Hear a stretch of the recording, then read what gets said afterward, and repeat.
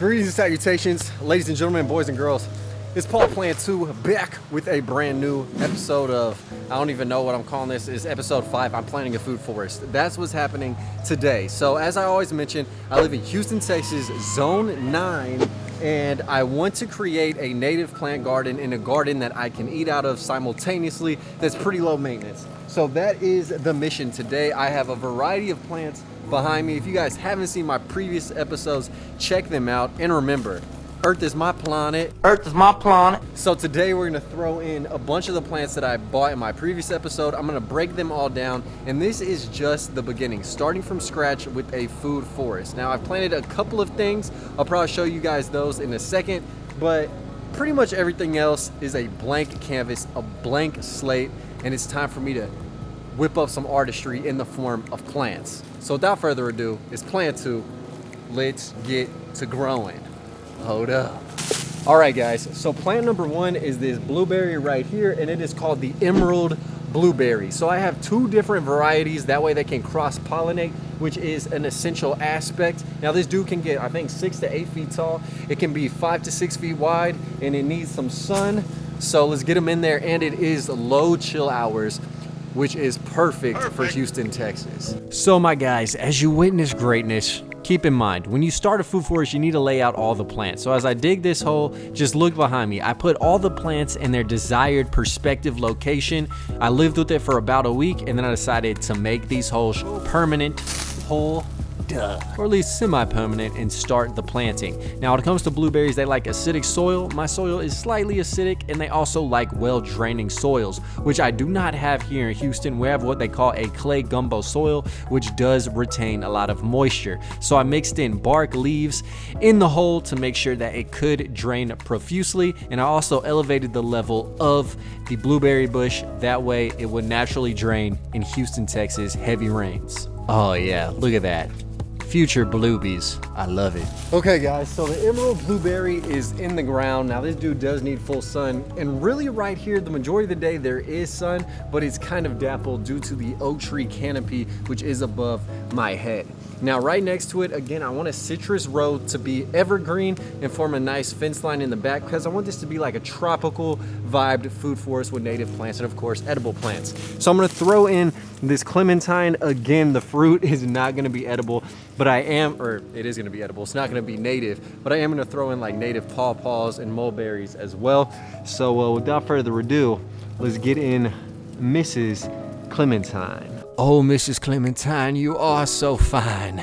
So the first thing I did was dig a hole, but I really didn't have to because I previously had citrus trees planted and they all got brutally massacred in the 3-day Texas ice storm and freeze that came through. So I just plugged this dude in the ground, and hopefully these guys can thrive and the climate will settle down. I don't know, but I figured I'd risk it one more time. So a clementine is a mix between a willow leaf, mandarin, and a sweet orange. So I'm very excited to get the fruits of my labor literally all up in my mouth and see what these clementines are about. I think homegrown is always the way to go. Those leaves are looking lovely, Miss Clementine. For only 35 bucks at Home Depot, you already know.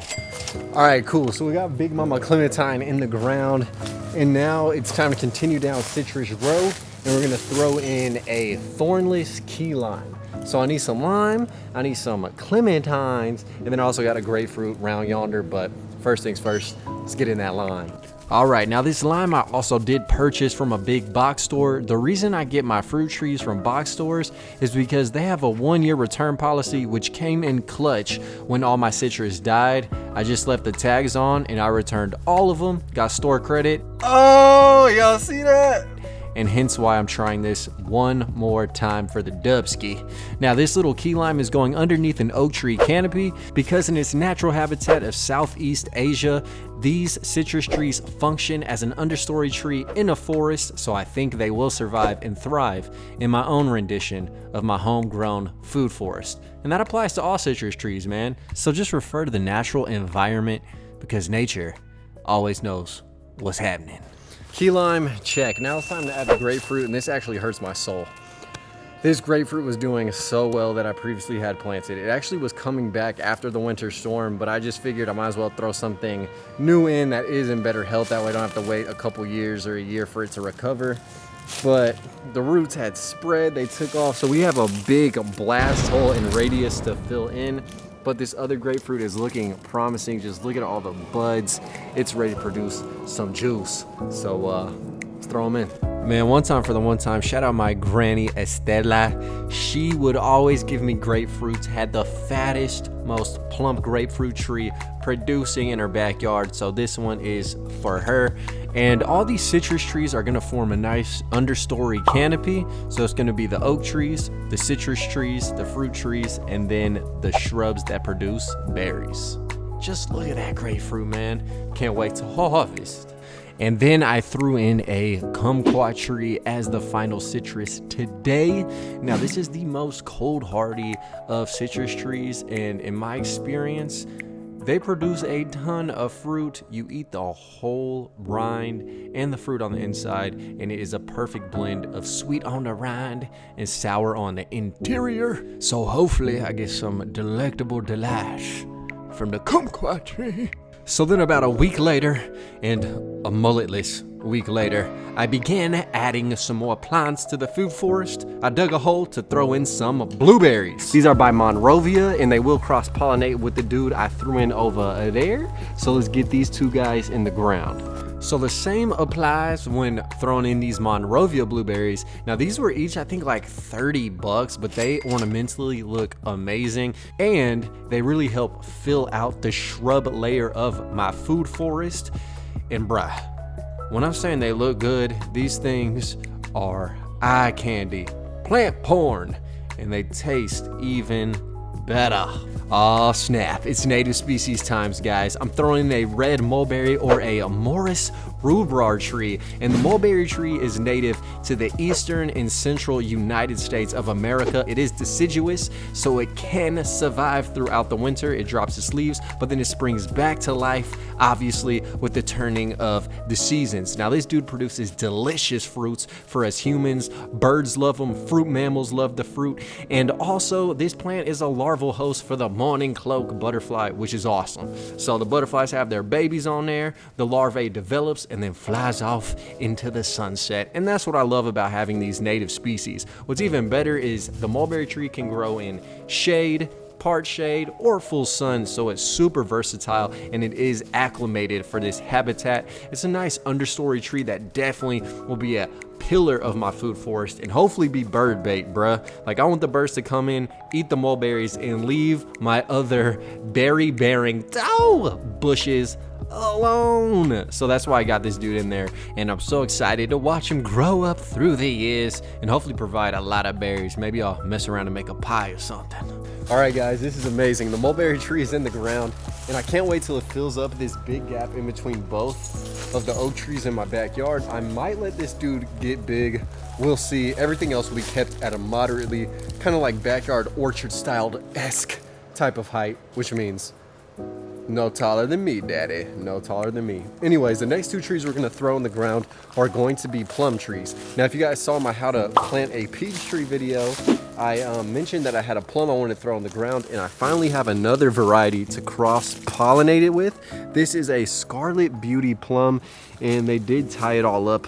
Sad little dude. He's a prisoner, but the scarlet's gonna pair nicely with the methyl plum. So let's get them both in the ground close enough to where they can buff and make me some fruits. All right, Mr. Methley, it's time you find yourself a new home. So as I dig this hole, keep in mind that plum trees like well-draining soil, so of course I had to mix in some leaves and some mulch into the hole to make sure the soil would drain well, and I placed the tree above ground level so all the water will run off and slowly absorb into the root ball. Now this plum is amazing because it only needs 150 to 225 chill hours, which basically are the hours it requires to be below 45 degrees in order to bear fruit, and this dude having low chill hours is perfect for the hot and humid Houston environment. It also is a heavy bearer, so I'm expecting lots and lots of fruit. Now it also does do a lot of pollination, which is perfect for the scarlet plum that I planted right next to it. This is pretty much same thing, only 150 chill hours are required, so I got two amazing varieties for my climate. So if you guys are going to start a food forest or plant a fruit tree that is deciduous, such as an apple, a peach, or a plum, you really want to make sure that the chill hours do align with the cold weather that your environment experiences. But hell yeah, man, 2 plums in the ground, they look lovely. I'm very excited to get some fruit, maybe this year or maybe next. Garushka! All right, guys, so it is yet another day in the food forest. And basically, man, this concludes the first installment of my food forest. Again, we got the canopy up top, we have the fruit tree layer, then the shrubs down below. Now, I did purchase a lot more plants that I want to throw on the ground, but this video already is decently long, so stay tuned for the food forest part 2. I also have 9 fruit trees that I did previously plant that have all leafed out in the spring, so I will do my 1-year update on the food forest. That would be this year if I wouldn't have lost so many trees previously. So yes, stay tuned for that. Please like this video if you guys did enjoy. Also subscribe if you aren't already. Leave any comments, any helpful hints, tips, and advice down below, because again, this is pretty much my year and a half, or my first year anniversary of gardening. So please, man, I'm always welcome to hear what you guys have to say. I had a pause on planting because I did get a new fence. That's going to be a video coming up very soon, and the fence guys crushed a lot of things that I have planted, so I didn't want to spend a lot of money and time planting things that would get destroyed when they replace this fence. So yeah, hence why we're gonna have a part 2, but stay tuned for that. Live the dream, eat that ice cream. Remember, Earth is my planet. Earth is my planet. And until next time, I'll catch y'all soon. See ya. Killing these songs, leaving a bloody life I roost to. And I'm in it to win it, so I'm somebody that you should get used to.